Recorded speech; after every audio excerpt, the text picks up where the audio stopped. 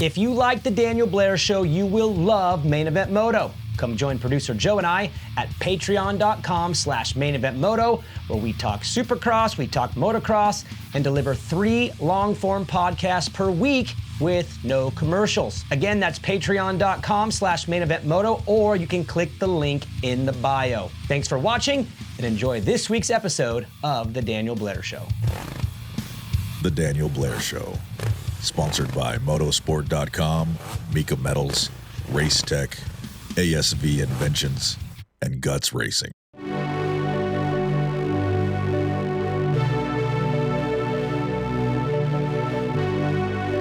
So many storylines heading into Charlotte, but there can only be one lead story, and it's the sport of Supercross, Motocross, and SuperMotocross, and I'll start by stating the obvious. This sport is incredible.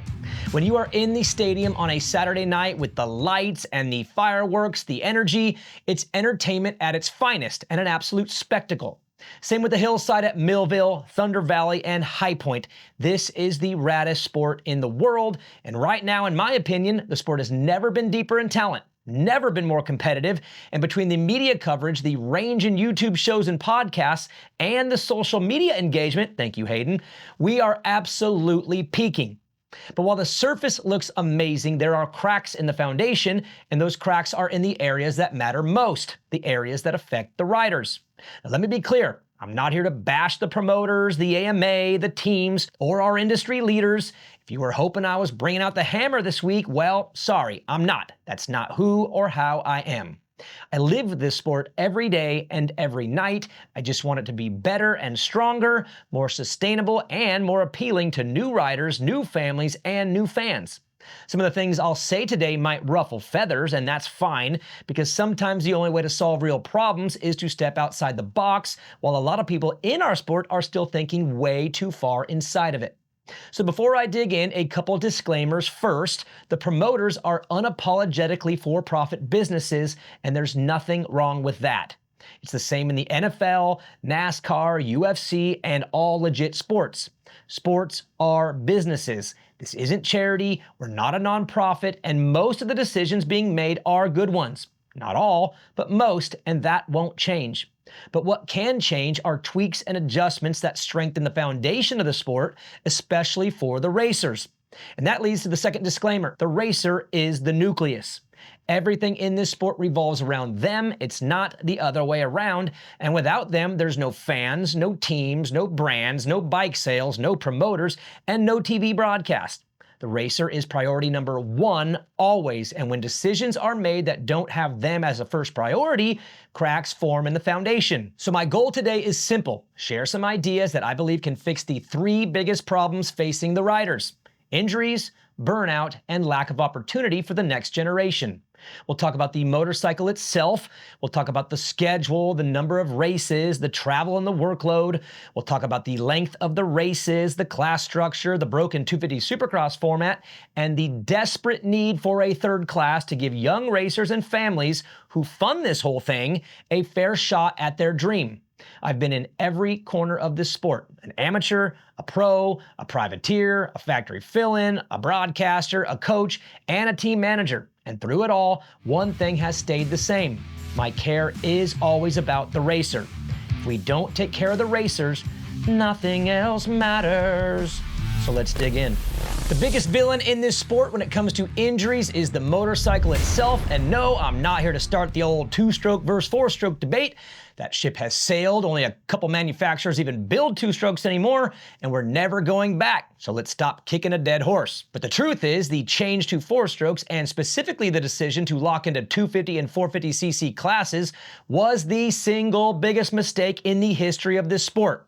If we had a time machine, we'd go back and start with 200s and 350s, because what we did was create bikes that are way too good.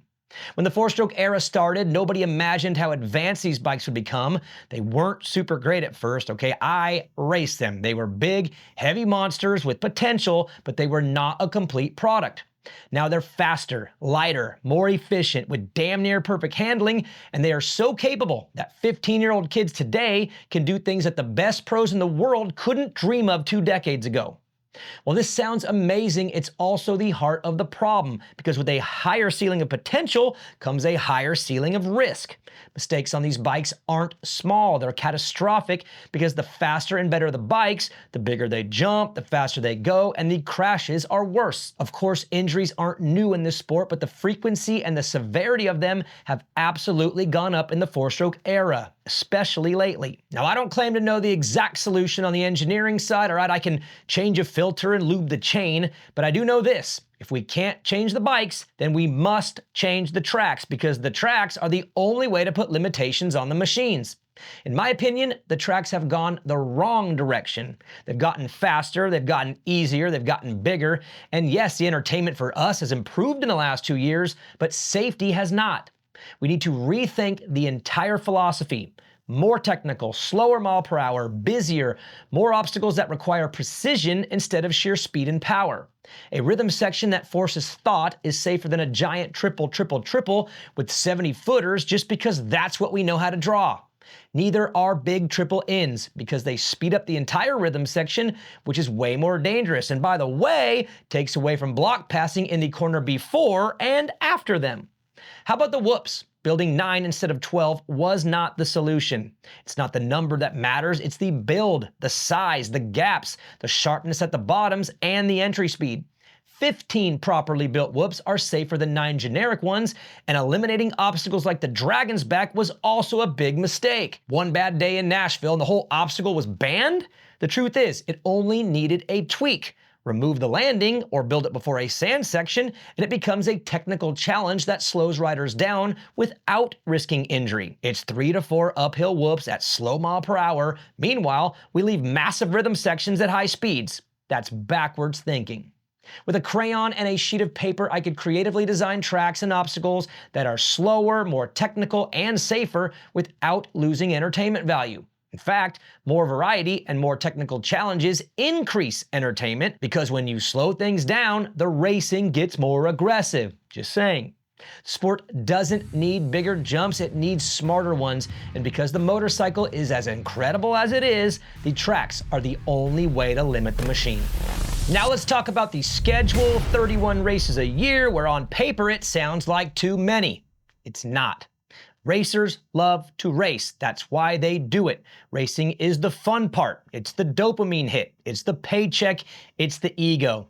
The reason why they sacrifice everything in life is to race, which is why when the season ends, they fly to Paris or Australia or WSX. They sign up for more because it's what they love.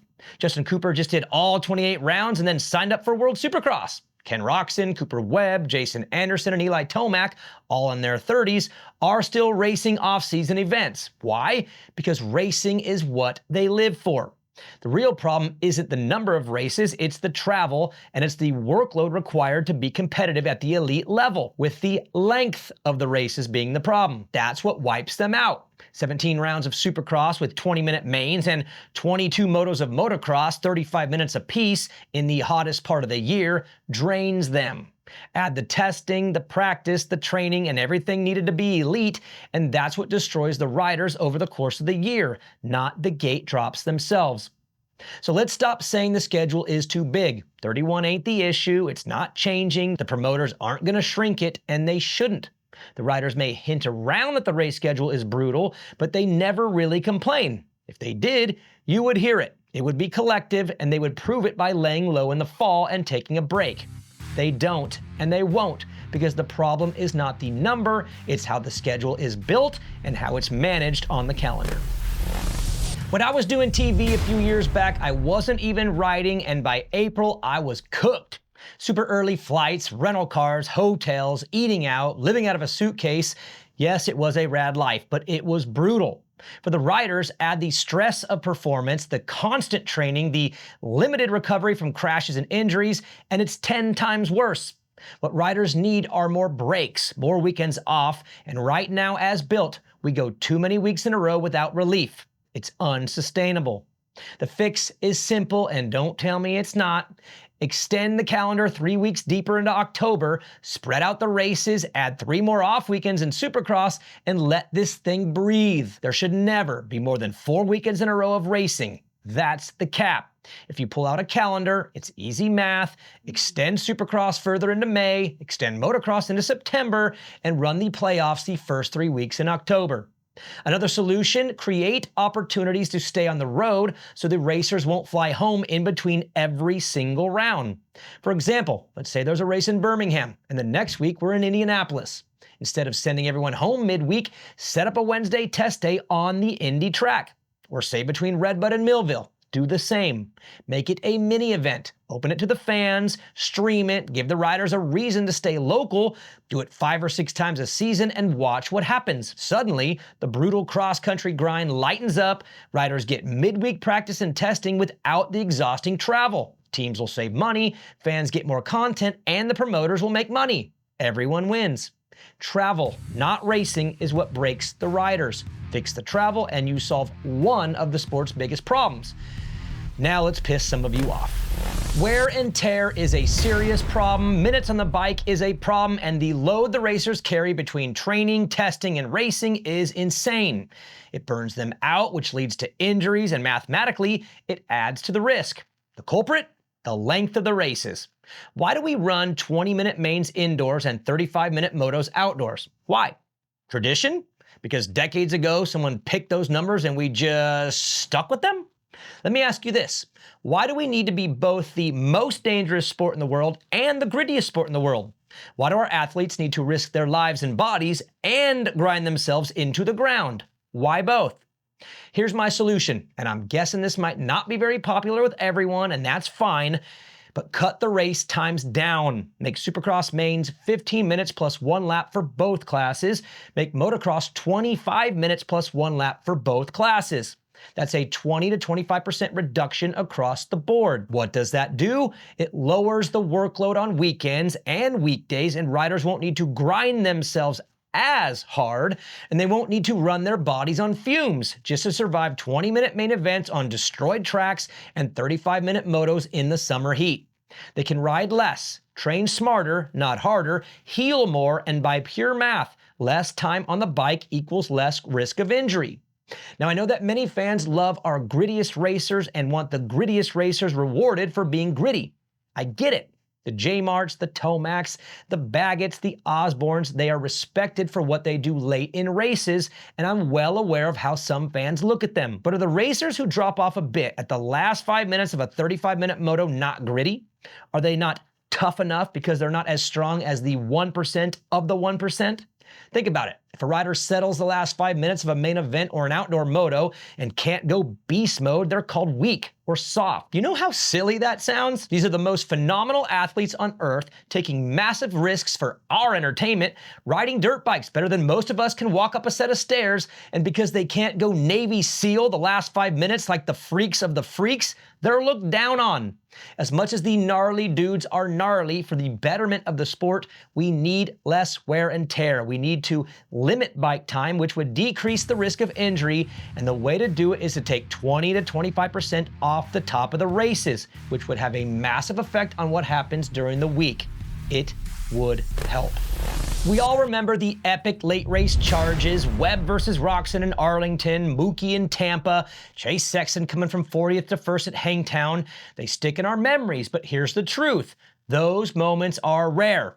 The majority of the time, by the final 10 minutes, races are already decided, the leader has checked out, the gaps between the top 5 are spread out, and us fans are already thinking of the next week. That's the majority of the time. Look it up. If we cut the race times, the math flips. At the 15-minute mark of a Supercross main, the gaps are always tighter, which would increase the odds of epic late race battles. At the 25-minute mark of a Motocross moto, the battles are always closer, which means the odds of last lap battles goes up. Instead of 1 or 2 bangers a season, we get 5, 6, 7 maybe? Slightly shorter races equals tighter racing, more battles, more drama, more unpredictability, and mathematically better final laps. And as far as filling the broadcast time and the live event, that's where the third class comes in, and I'll get to that in a second. But first, let's shift gears a bit and fix the broken 250 Supercross Championship.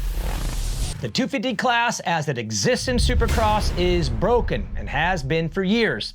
The regional format with East Coast and West Coast was created 40 years ago for reasons that don't apply anymore. Back then, there wasn't enough depth, dudes were driving around in box fans, and the little bike class was seen as entry level. But today, the sport is loaded. We are stacked from the 450s all the way down to the mini bikes, and the supply of talent far outweighs the available gates. And we need to fix this ASAP before the next generation realizes that chasing this dream is a bad bet and that the juice is not worth the squeeze. For some reason, we still treat the 250 class like it's a stepping stone, a regional championship, an entry-level division. But think about this. 250s sell just as many bikes as 450s, the mass majority of racers race a 250 first, and the manufacturers need to sell them. They get equal TV coverage. In fact, a rookie like Cole Davies gets more screen time for finishing on the podium in a regional 250 round than a vet like Justin Barcia or Jason Anderson do for finishing 7th on a 450. But Cole is considered entry-level and regional, but he's more valuable on screen? On paper, the 250s matter just as much, but the rules say otherwise. Riders get punished for being too good and get bumped into unemployment like Joey Savacci, Shane McElrath, and Martin Davalos. Now, I know Joey got 1 year at Factory Cowie, but look what happened after. These dudes were worthy of rides, but there was no space on the 450 factory teams. How about the guys who won a 250 regional title too young and were forced out before they were ready for the 450s, like Will Hahn and Justin Bogle? They were forced up too soon, it ruined their careers, and if the class wasn't regional, that wouldn't have happened. The system is broken, and the fix is to make the 250 class a full national championship in both Supercross and Motocross. No more East and West split. No more point-out rule, no bump. The best 250 riders stay where they're at until they're good enough to get a 450 deal. And don't worry, the elite will break through. But if this is done alone, it creates a new problem, right? How do we make room for the young kids just turning pro? How do they get their shot with a bunch of mid to late 20s in there forever? The 250 National Supercross Championship ruins things for the next generation, right? Wrong. That's where the third class comes in. This is the most important segment of the show to me. I talk to these families and these kids every day. It is broken.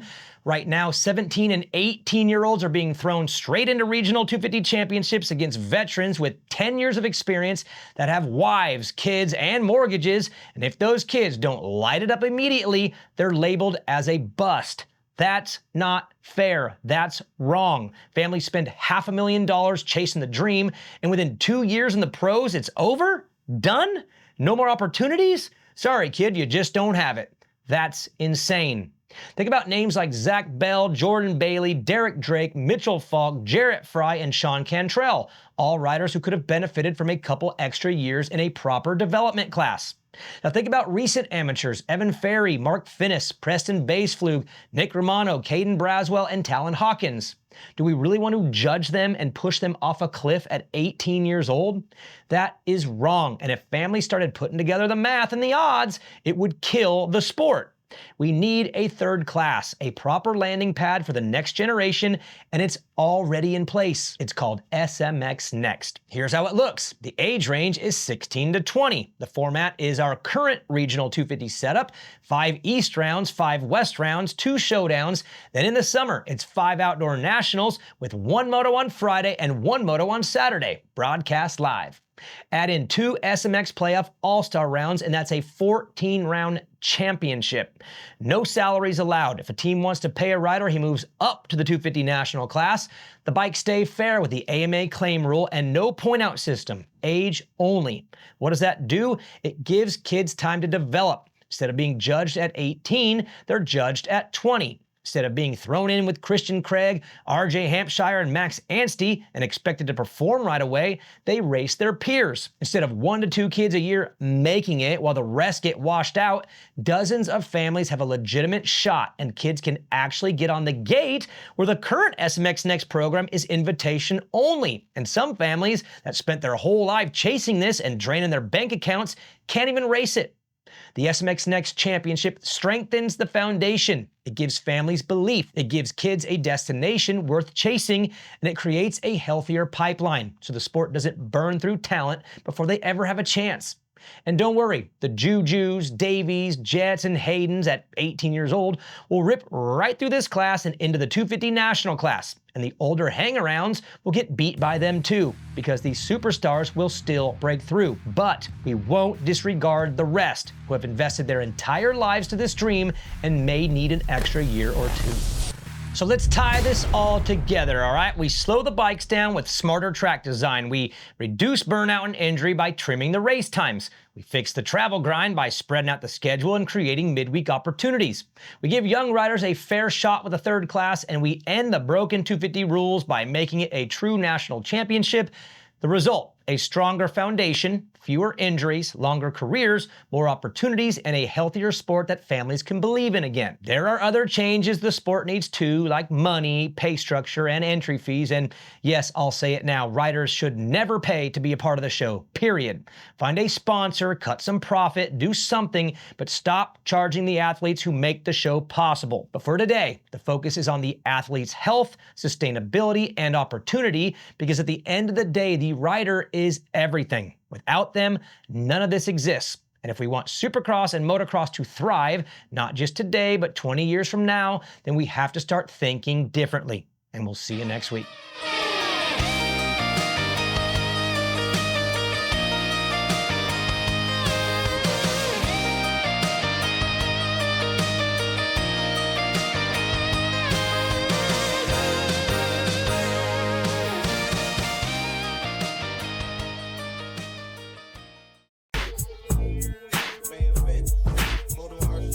MainEventMotomerch.com.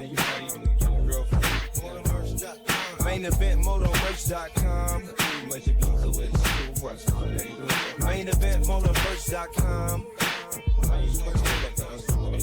MainEventMotomerch.com.